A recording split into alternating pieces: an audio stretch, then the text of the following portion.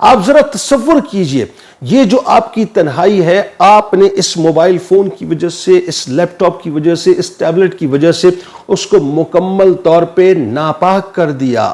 لیکن ایک چہرہ انسان کا وہ ہوتا ہے جو جلوت کا نہیں ہوتا، جو خلوت کا ہوتا ہے، جس میں تنہائی میں لوگوں کی نگاہوں سے دور ہوں گے تو اللہ تعالیٰ کی حرمتوں کو پامال کریں گے، سوچ کے ساتھ کہ مجھے کوئی نہیں دیکھ رہا۔ ایسا نہیں ہے، آپ کو اللہ تبارک و تعالیٰ دیکھ بھی رہا ہے، آپ کو اللہ تعالیٰ سن بھی رہا ہے۔ آپ بے شرمی کے ساتھ، ڈھٹائی کے ساتھ وہ تمام گناہ در گناہ کرتے چلے جا رہے ہیں۔ الحمدللہ رب العالمین والصلاة والسلام علی سید الانبیاء والمرسلین۔ تمام دیکھنے والوں کو جنید اقبال کی جانب سے انتہائی محبت کے ساتھ السلام علیکم۔ ناظرین کرام، آج کا دور انتہائی مشکل ترین دور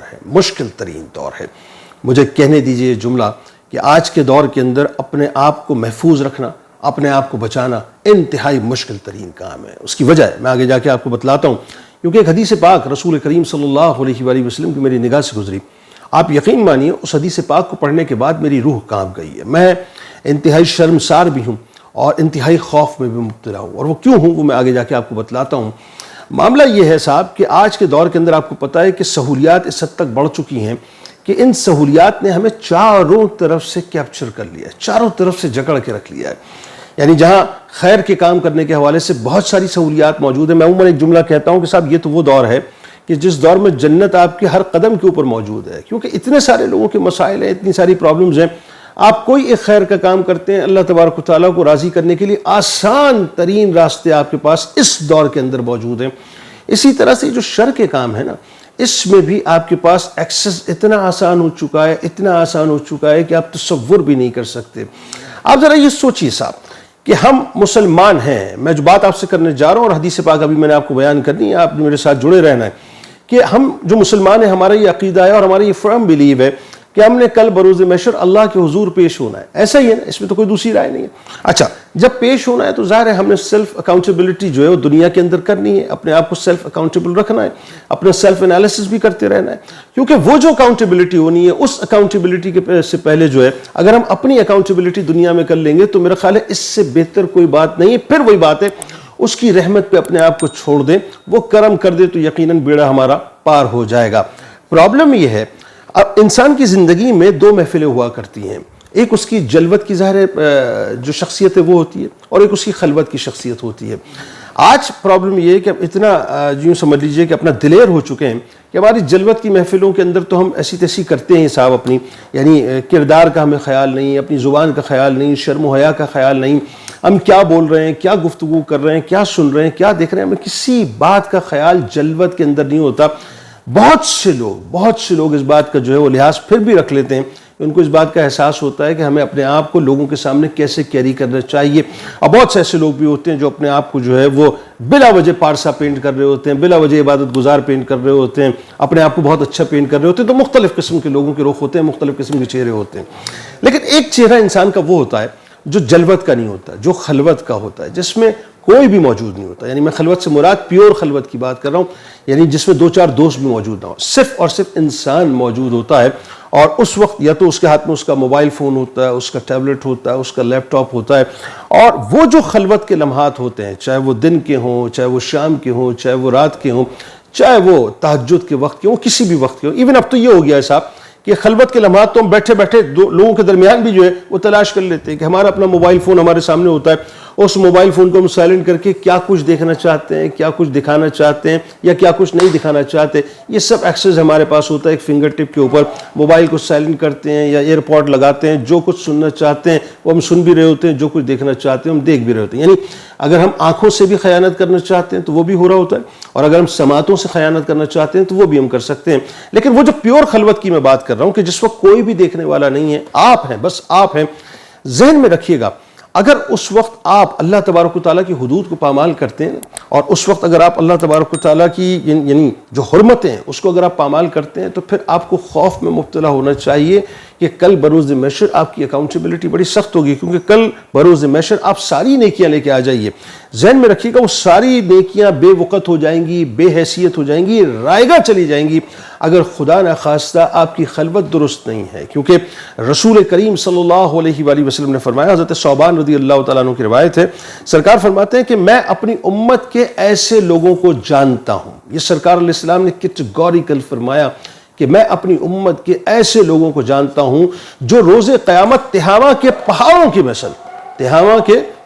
کی مثل نیکیاں لے کر حاضر ہوں گے، لیکن اللہ تبارک و تعالیٰ انہیں بے حیثیت اور پراگندہ ذروں کی طرح بکھیر دے گا۔ ذرا سوچئے، سرکار علیہ السلام نے تہامہ کا جو پہاڑ ہیں ان کا سلسلہ بہت طویل ہے صاحب، تو اللہ تعالیٰ جو ہے وہ ان تمام تر نیکیوں کو جو کہ تہامہ کے برابر ہوں گی، اللہ تبارک و تعالیٰ ان کو بے حیثیت کر دے گا، بے وقت کر دے گا، پراگندہ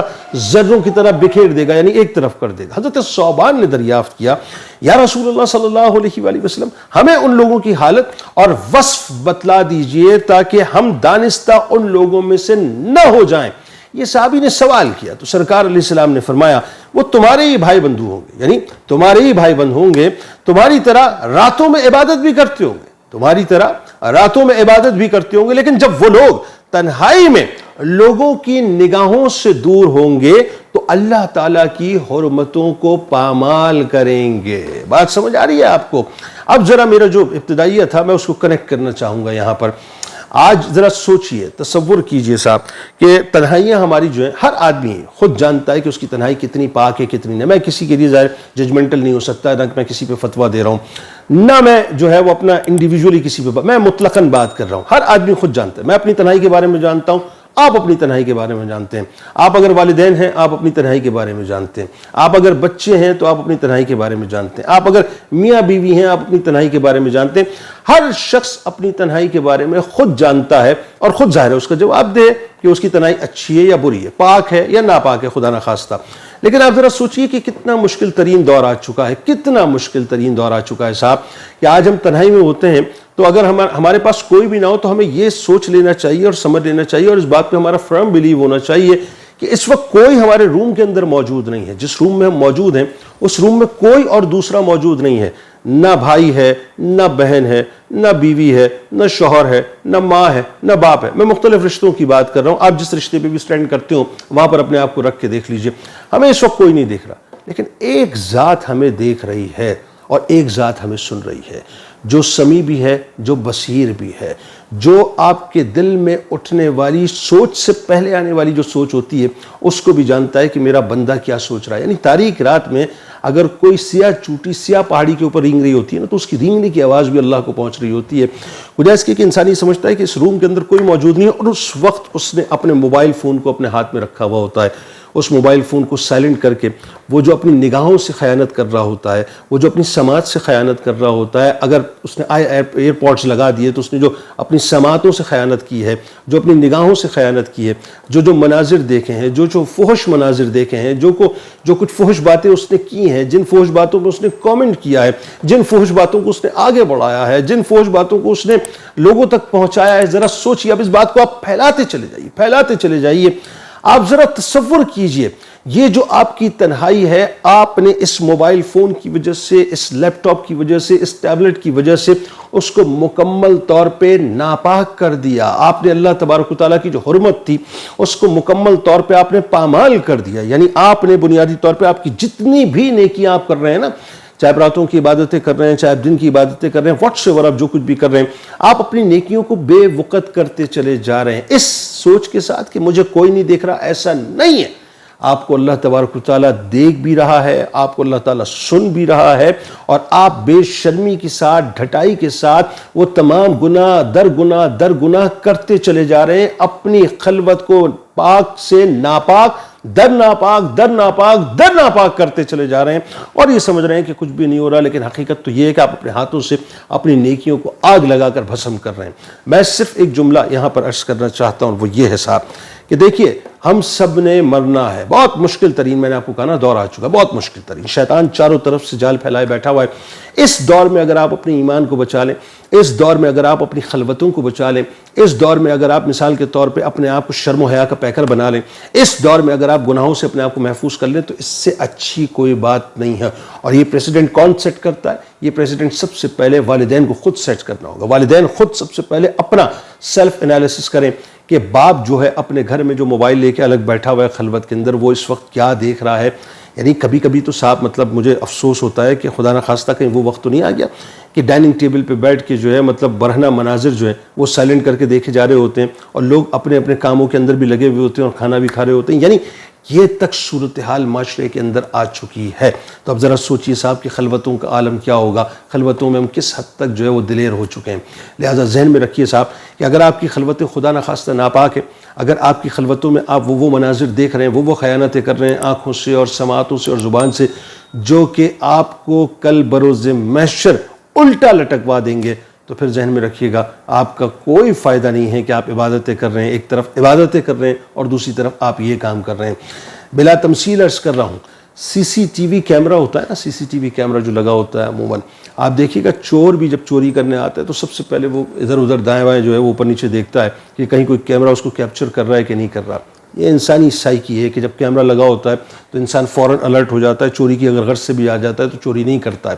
ذرا سوچیے صاحب کہ قدرت نے سی سی ٹی وی سارے کیمرے آپ کے اوپر لگائے ہوئے ہیں،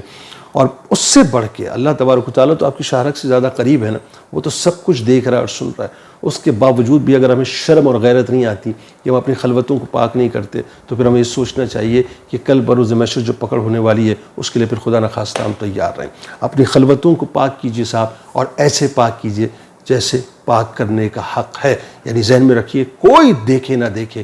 میرا رب تو دیکھ رہا ہے. یہ آپ کے ذہن میں تیقن ہونا چاہیے. کوئی سنے نہ سنے، میرا رب تو سن رہا ہے. یہ آپ کے ذہن میں تیقن ہونا چاہیے. آج ہم نے دروازے بند کر لیے ہیں، اولادوں نے اپنی دروازے بند کر لیے ہیں. ماں باپ کو اپنی دروازوں کے اندر کے معاملات کا پتہ ہے کہ وہ کیا کر رہے ہیں، اولادوں کے بارے میں معلوم ہی نہیں ہے کہ وہ کیا کر رہی ہیں. اسی طرح سے اولاد جو ہیں وہ جانتے ہیں، وہ بھی مانتے ہیں اس بات کو کہ جو وہ کر رہے ہیں وہ بھی یقیناً کوئی اچھا نہیں ہے. تو ہم جو ہے وہ چاروں طرف سے جو ہے بگاڑ کا شکار ہو گئے ہیں. صرف اور صرف ایک حل ہے کہ ذہن میں اور قلب میں یہ بات پیوست ہو جائے کہ اللہ ہمیں دیکھ رہا ہے، تو انشاءاللہ وہ جو خوف ہوگا پھر آپ کی وہ خلوتوں کو پاک کر دے گا. اس دعا، اس امید، اس یقین کے ساتھ اللہ تعالیٰ آپ کا، ہمارا، ہم سب کا حامی و ناصر ہو.